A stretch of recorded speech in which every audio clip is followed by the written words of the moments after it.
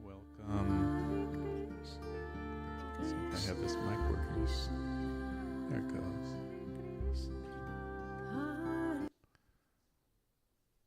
Oh, I didn't want to turn that off.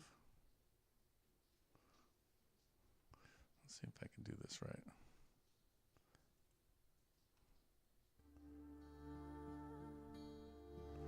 Is that working?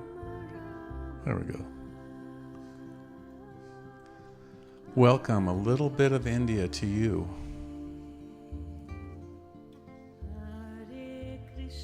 For this Tuesday meditation. The peace of India, the energy of the great ones, the sages, those who have merged with self, who have dissolved and been thrown in the funeral pyre, who have dissolved the ego. I've seen many, many awakened ones there.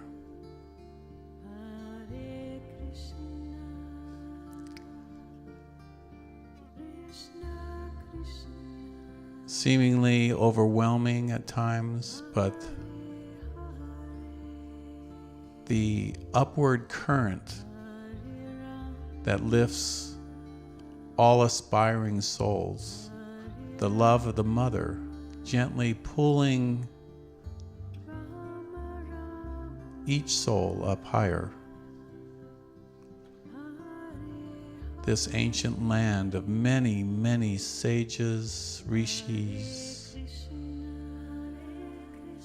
saints, gurus, avatars, Buddhas.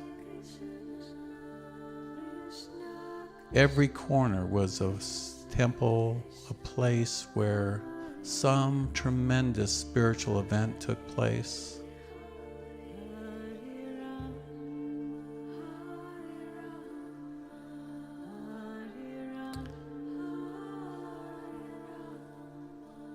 And where I was,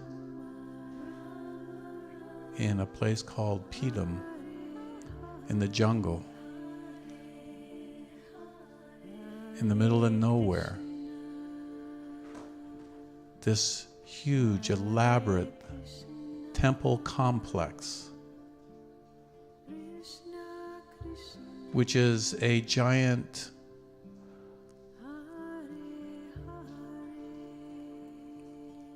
energy generator for the universe.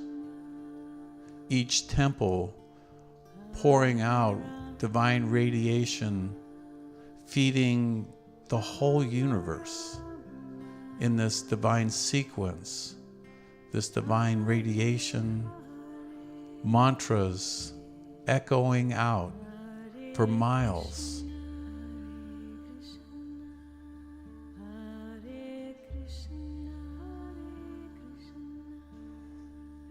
And the call to come home,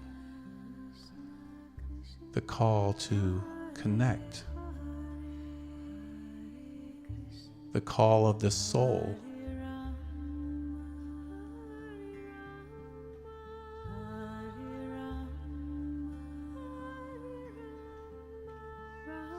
Each one was designed to bring balance, harmony, clearance, healing, and then power. A power like I have not felt. A power that shook the earth in awe and wonder.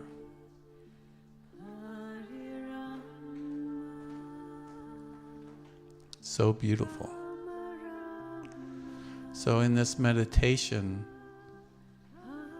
I have anchored in each temple, in the Ganesha temple, in the Vishnu temple, in the Lakshmi temple, in the Narayani temple, part of myself.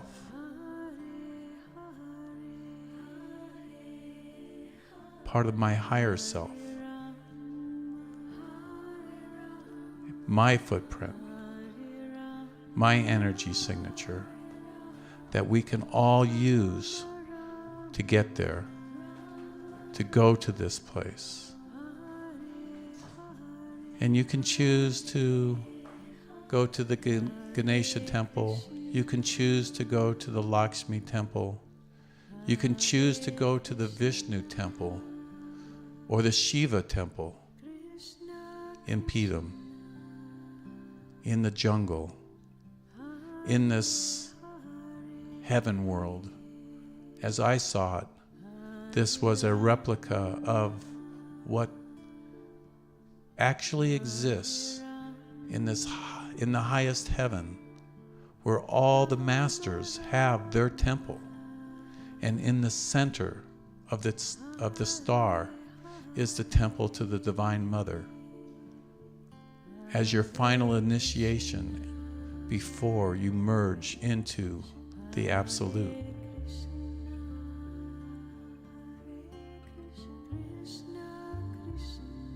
We all do that journey. It's an archetype. There's a metaphor for each of these temples as they represent an aspect of yourself, of who and what you are.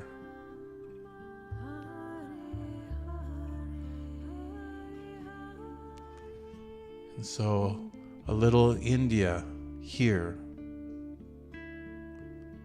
In the name of the Christ, in the name of the I am that I am, in the name of the fire, the eternal flame, the power of creation itself, I create in this room a little India, the temple complex of the Holy of Holies, where the gods and goddesses of India come, Lakshmi, come, Krishna, come, Ganesha, come, Vishnu, Brahman, and Shiva. Come in all your light and glory. Come in full dress and light, love and power.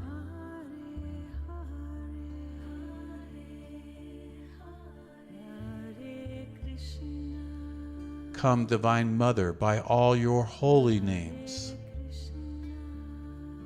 in all your holy names, in all your holy forms, with your many hands, your many faces, your many dresses. Come with all your children. Meditate with us.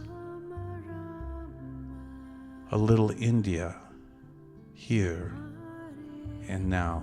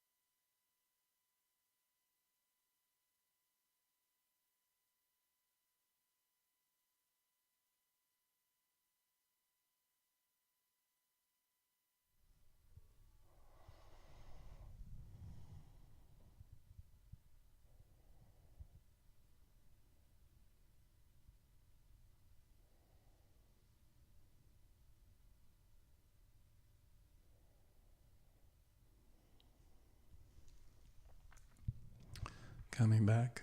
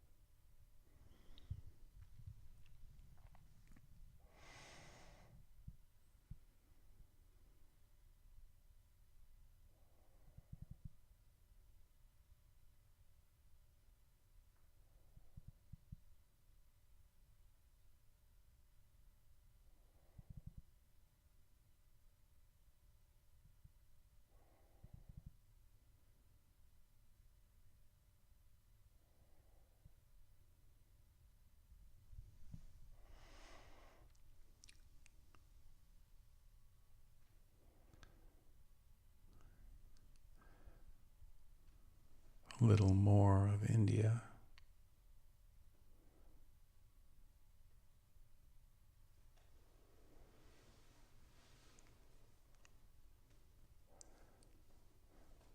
If you can imagine a temple in the middle of the jungle.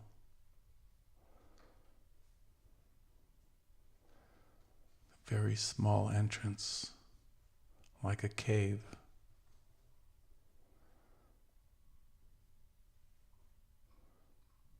Dark. The chanting of mantras echoing throughout the cave. And the giant Ganesha statue pouring out light.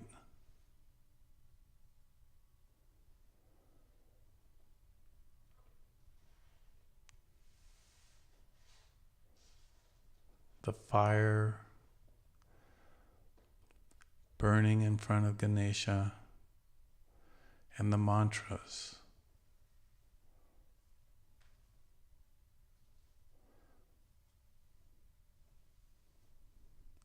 Ganesha, the remover of obstacles. His ears hear your prayers. His eyes see you clearly. His trunk, his nose, knows the absolute reality of who you are and your journey. The heart of Ganesha, the heart of joy as he reminds you there is a power to remove obstacles within you through the power of joy, the power of singing, the power of the spoken word.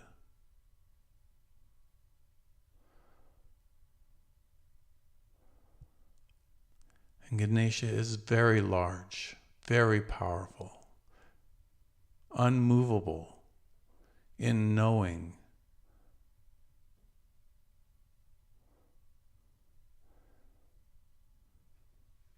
And that fire that burns before him takes away any unreality, any dust that you've picked up on the journey, any noise, disturbance that might be in the energy field. It's all transmuted in this flame that grows brighter and brighter as he looks you directly in the eyes.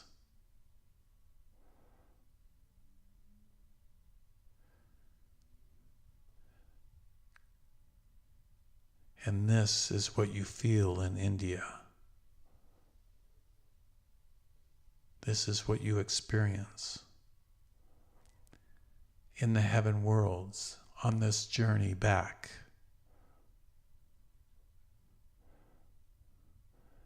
And then across the way is the Vishnu temple, more elaborate, more decorated. The sun, the daughter, the one who sustains and contains all that heaven has brought into manifestation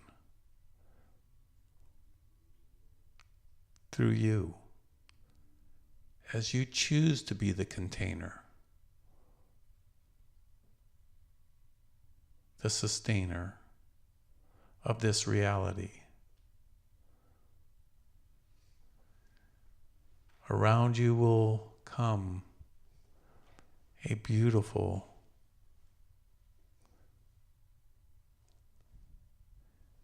yet invisible power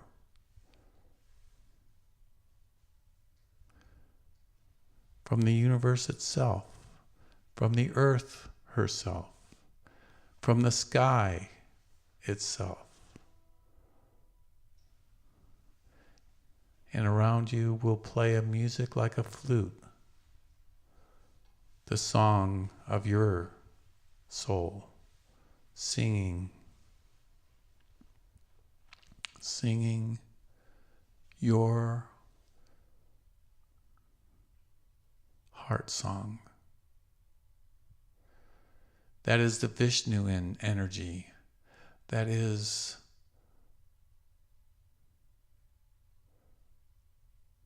the Vishnu within you.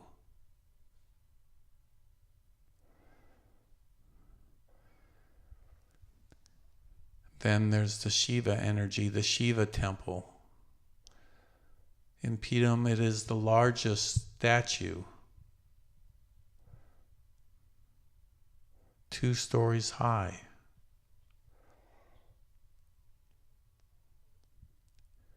Shiva dances. And isn't life a dance? Isn't our journey a type of dance? When we are in the flow, in our Dharma, in fulfilling our purpose, there is a joyful dance that moves all energy around.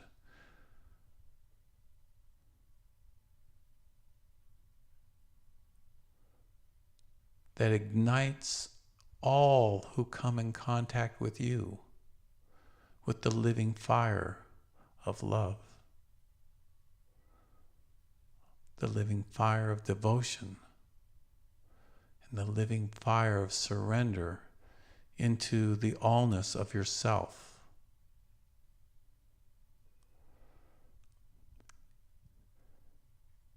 That is the Shiva temple within yourself.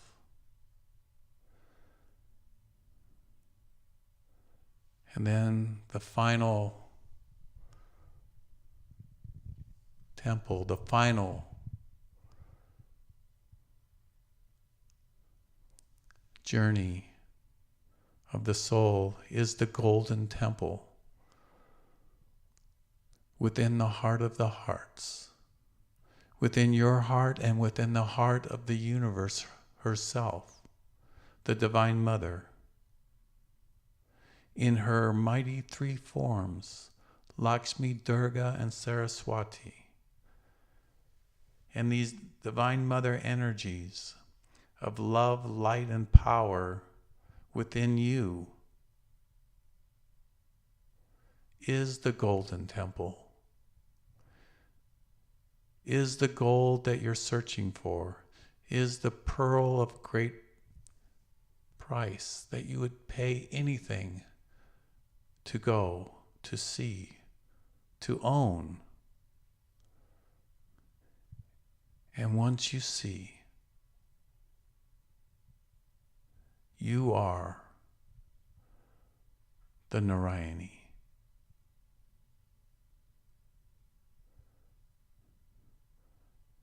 Like a bird, you fly out of the temple into the sky, into the heaven, and you fly outside time and space, filling all that there is with the joy of this God realization, this God understanding, this getting it, this is.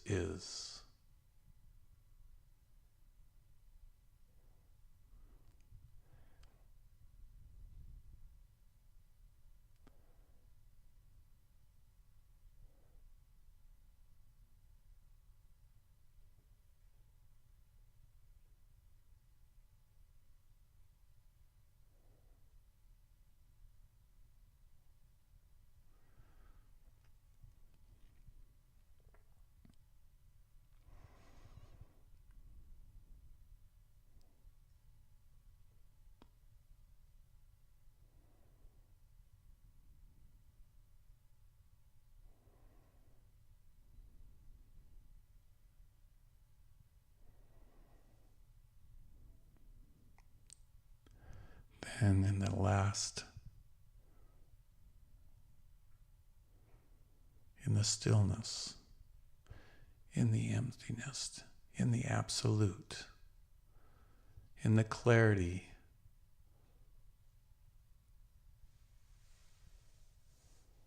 from deep within your soul spirit spark, a new song, a new spark of joy comes through you. Something you didn't realize was there. And this song that has to be sung is birthed in another universe of joy has come into time and space with more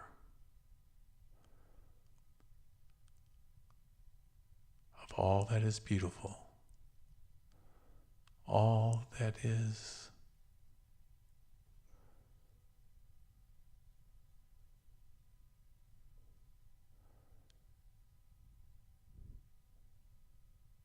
contained in that song of your heart, of your journey, of your victory,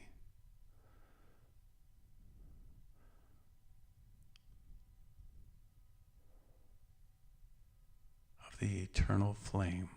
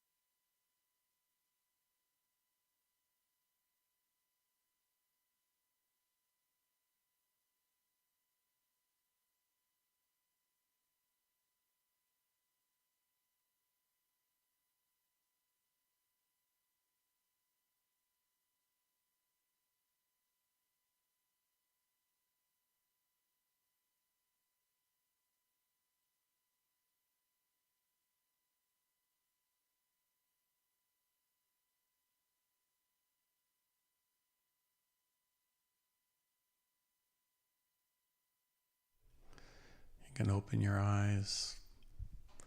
That was a little taste of India. It was a powerful taste of India.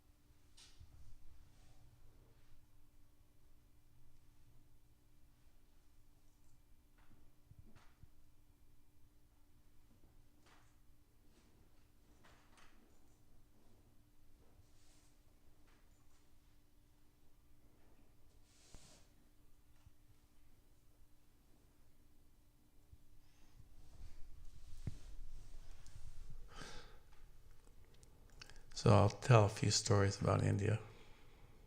Yes, please.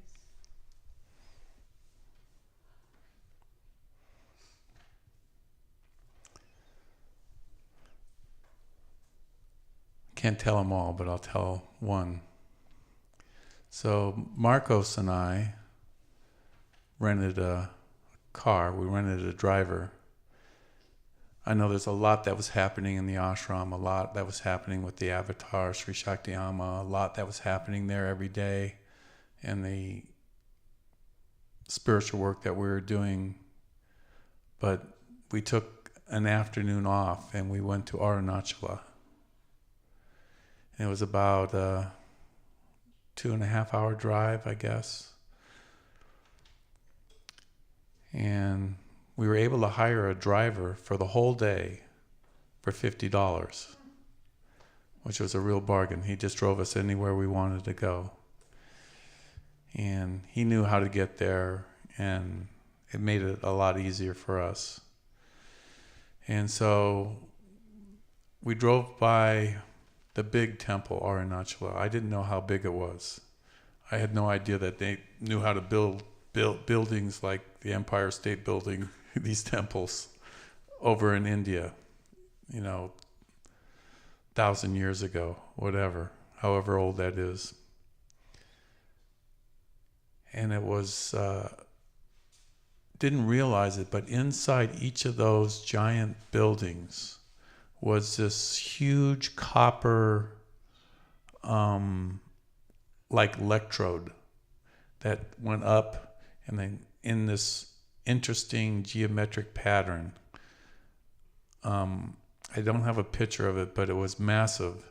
And it's a container of energy, an emanator of energy, and each one of the columns was like connected to some star system that would bring this divine cosmic energy into that area and the world somehow, like the pyramids. They have that kind of technology there. It was 97 degrees. And they said, you can't go in the temple grounds with your shoes. Marcos immediately says, no problem, takes his shoes off. So we came all this way. I had to go for it.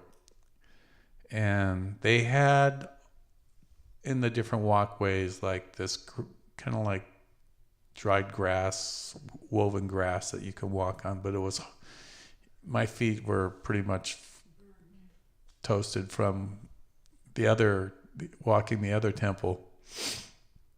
So I had to walk very fast and very gingerly.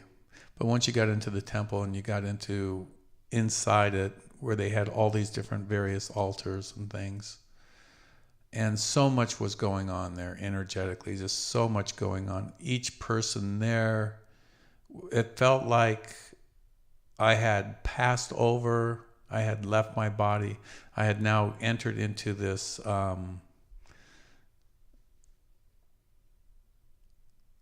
etheric temple of light. When we pass, we go into these other temples to have healings or classes or whatever. And there was a line of people just thousands of people, thousands of people. Each one had their own story. Each one, a holy being, a container of the Vishnu.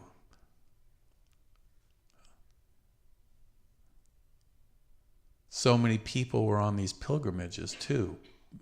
Swamis from all over India, priests from all over India, monks, all is like a sea of people there that were all working on the great ascension and the final initiations. Marcos, big ear-to-ear smile, just taking it in, just so much joy coming out of his face. He just kept me going from one place to another. It was like we were like kids in a candy store going from one place to another. And we were moving very fast because it was so hot in those temples. And then we went to Ramana Maharishi's temple, which is at the base of the mountain there, Arunachala.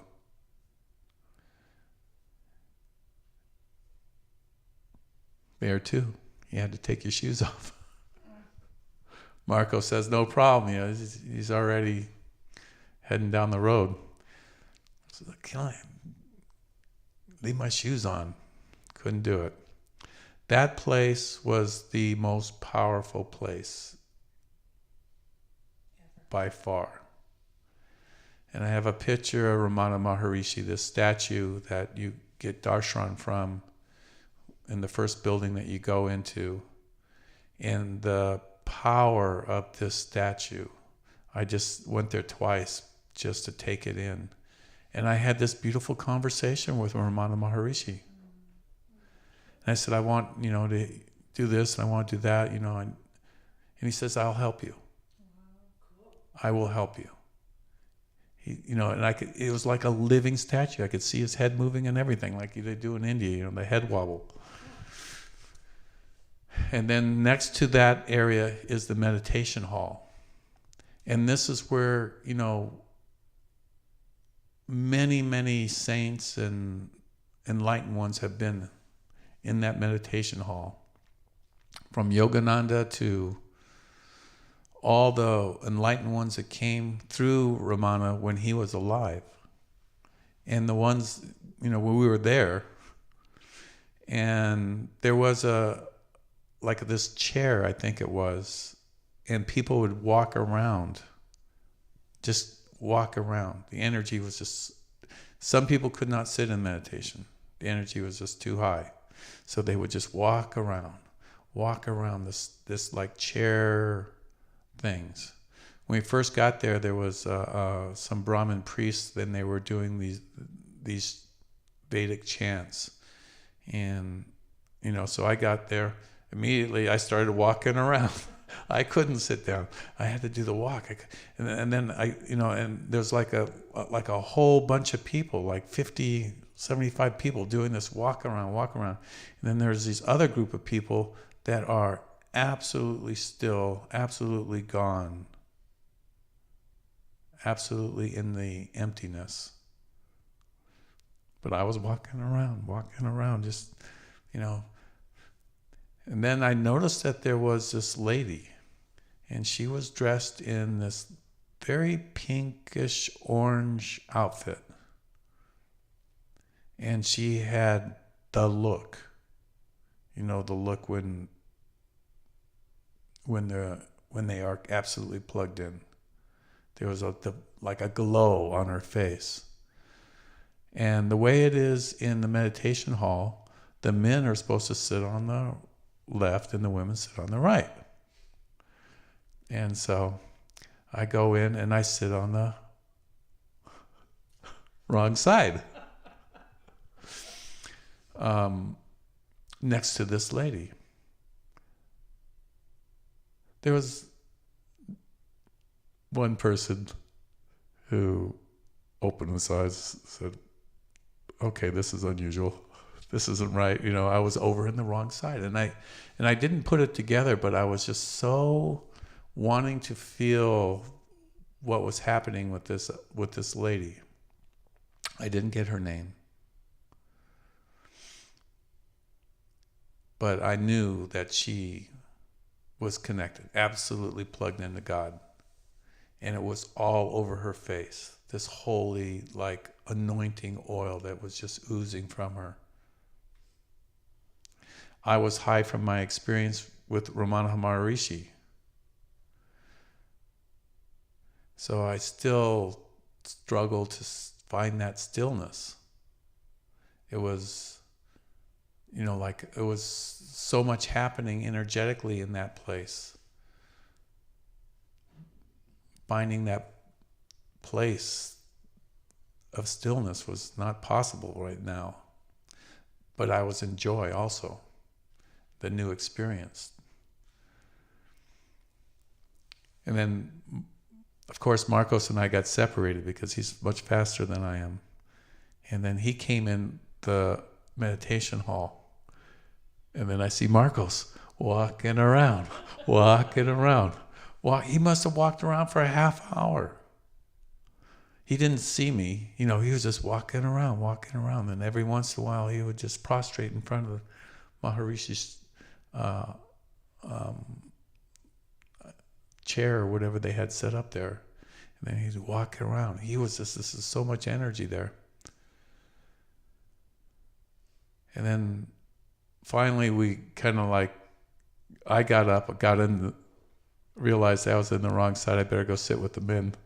And then I guess Marcos and I found each other again. And, you know, we just looked at each other, you know, we're just like giving our spiritual high fives, you know, like, yeah, here we are. We're in India, you know, we're in this like, you know, the temple of temples right here. Ramana is like, the vibration is so beautiful, so clear, so loving. I didn't know anything about him, but now I know something of him because I had that encounter with him. It was like, yeah, I know a little bit about his personality, a little bit about his energy and what he brought to his disciples and to the people that visited him. It was all like transmitted to me. And he said, I'd help you. He's just so I want to help you. So okay. I'm going to remember that. So there's a cave. There's a cave where Ramana would meditate in. And this is where the tiger came to him. This is where, you know, all the other disciples, this when before they built the ashram, when there was this cave. And so we started walking out to where the cave was and out the exit. And it's like this surreal, you have the giant mountain there, Shiva's form.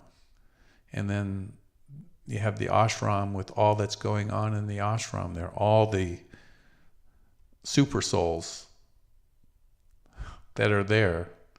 And then we're going out there and we're going through a herd of monkeys to get out the back of the ashram to go up the mountain. And Marcos is like gone.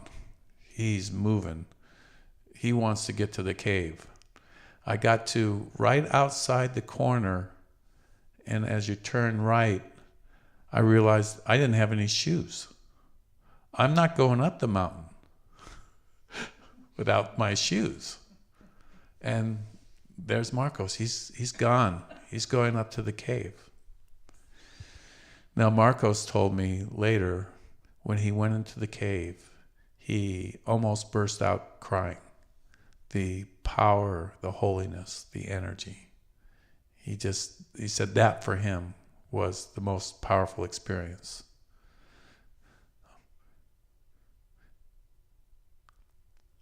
So I'm standing there. Marcos is gone. The monkeys are having this like a gang war. One group came down from the trees and another one came up from over here, and they're battling it out. I'm kind of watching this, and around the corner comes this lady. The first lady? Huh? The one that you meditated next to? No, another lady. Okay. And her name was Noelle, I think. And she was from the Netherlands. And she was a monk. She had shaved her head. She was a renunciate. And she looked up at me, and I looked at her, and somehow a conversation started. And I handed her, because she was on this journey, I got out a couple cards. One was Saint Germain. And she said, "Do you know Peter Mount Shasta?" And I said, "Yeah." And she said, "I translated his book." Peter Mount Shasta, for those of you who don't know, is a student of Saint Germain.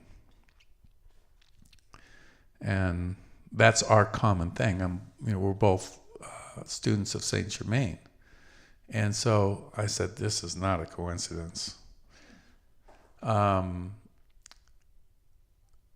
only person who would know that, Saint Germain obviously connected this. And this is one of many, many serendipitous encounters I had with people. Just like that. And I says, well, I have a temple. It's called Temple of Clarity. We're part of the Heart Center movement. The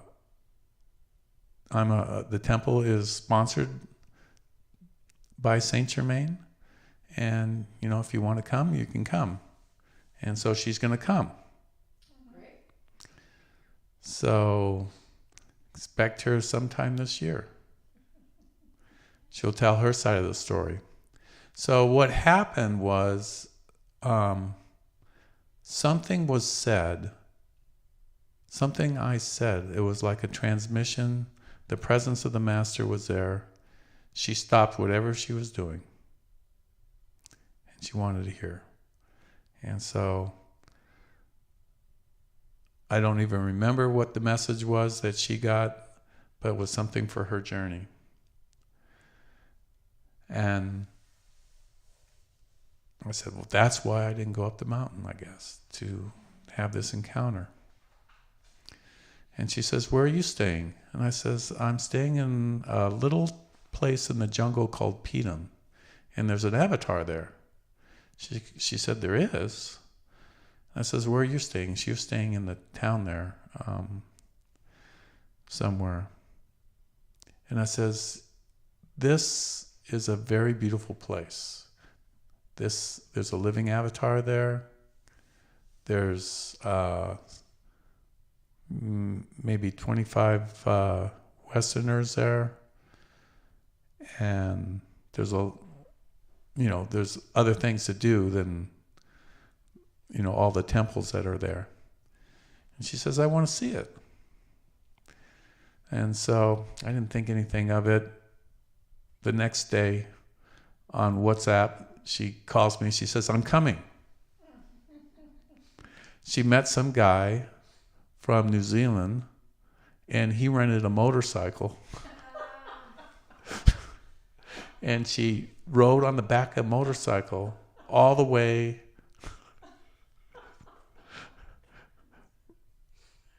to Pedum. And I met them both at the a little cafe called the Divine Cafe, which is, besides eating in the ashram, there's one little place there was actually two little places that you can eat that was really, really good. They had a variety of things. And so he was from New Zealand, was told by Archangel Michael to start this business.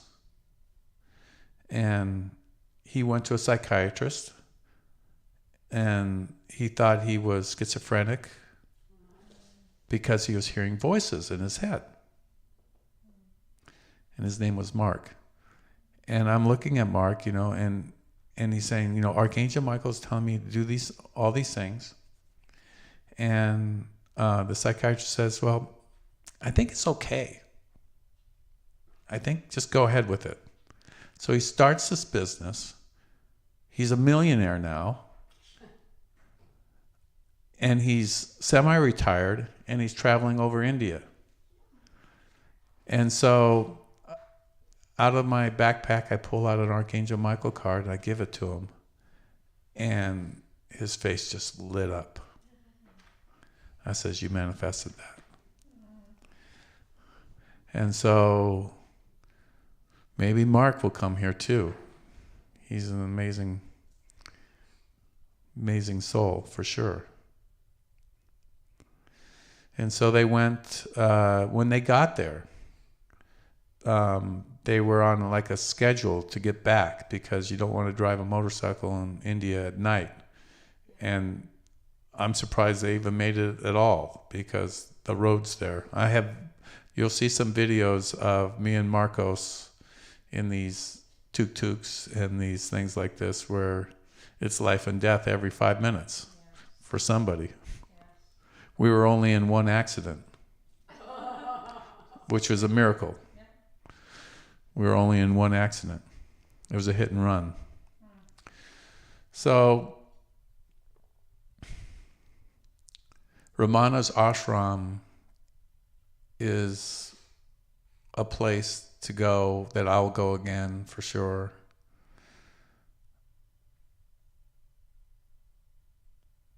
So powerful. So his presence is there.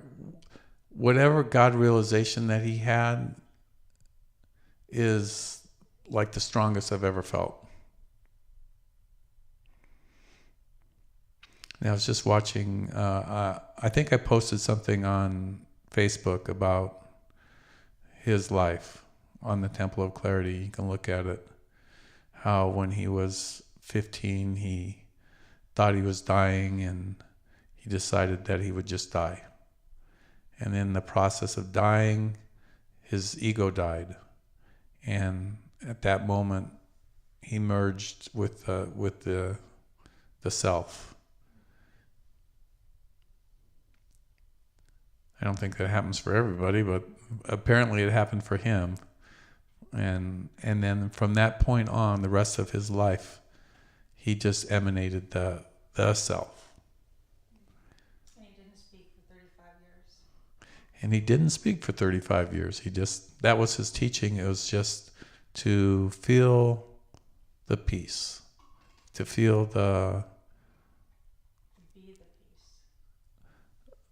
there was the stillness. And embedded in that, beyond all the words, was the absolute teaching. And later on, he just started to talk. And that's where we got a few of the books from. I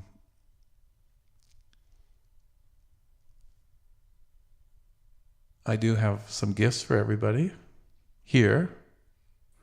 For those of you online, if you're online, and I think you are, that's where we got a few of the books from. Let's see, let me turn that off. Marcos, are you online? Oh, hi Dominique. Hi Lucas. Hey St. Eric. Eric got one of the gifts already. So I'm going to get those out. And I'll just think I'll go back to the Krishna music and play that. It's a little of everything.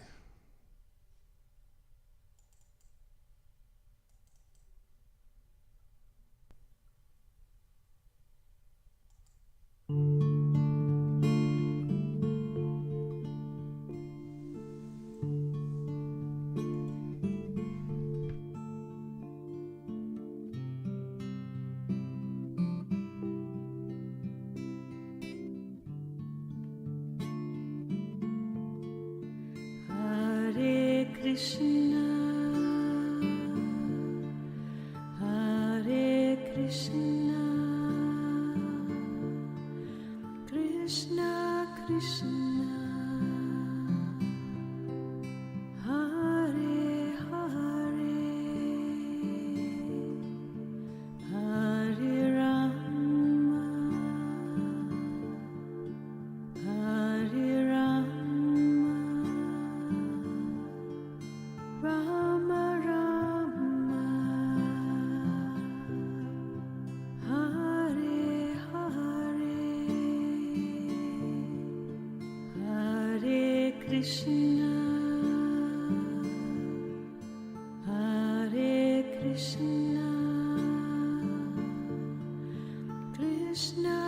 Krishna,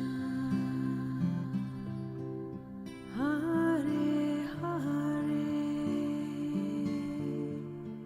Hare Rama, Hare Rama, Rama Rama, Hare Hare, Hare Krishna, Hare Krishna, Krishna Krishna, Krishna Krishna, Hare Hare, Hare Rama, Hare Rama, Rama Rama, Hare Hare, Hare Krishna, Hare Krishna, Krishna Krishna, Hare Hare, Hare Rama, Hare Rama, Rama Rama, Hare Hare, Hare Krishna, Hare Krishna, Krishna Krishna,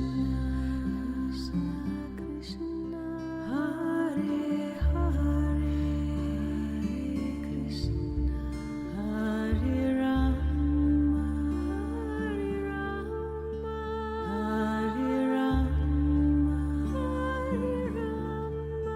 Rama Rama, Hare Hare, Hare Krishna, Hare Krishna, Krishna Krishna, Hare Hare, Hare Rama. So the bookstore was very interesting in the Ramana Maharishi ashram there. Just so many beautiful historical pictures of him. I guess Life magazine did a picture montage of him and cover of him. He was such an unusual person, like a beyond a Buddha, if that's possible.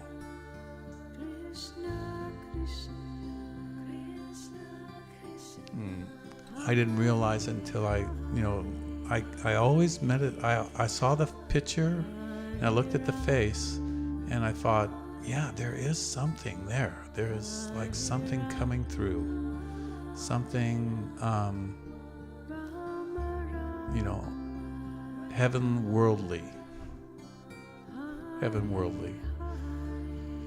And when I was in front of the statue, the living statue, like the living presence of Mother Mary in the Basilica of the Virgin of Guadalupe, which is very similar energy, except I got to get very close to the statue. And Mother Mary was way up on the wall, but that was like, wow, very, very clear. He's still here. And he's in each and every one of those pictures. Yeah. Lisa says, we are one. It's not here or there. So well said. So for those of you on the broadcast, we're going to just sign off. And like Lisa said, we are one, and let's just kind of close our eyes for a moment, and as we see that we all come from this one source. We're all this emanation. We're all this joy, consciousness, bliss. And we strip all that is not real away, and we throw it into the fire.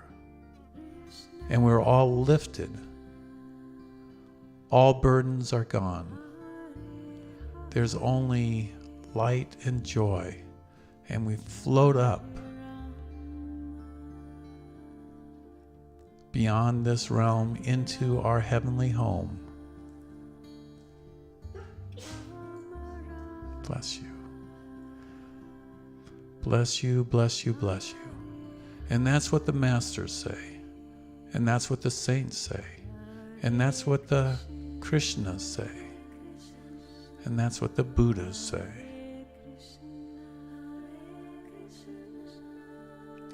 God bless you, everyone.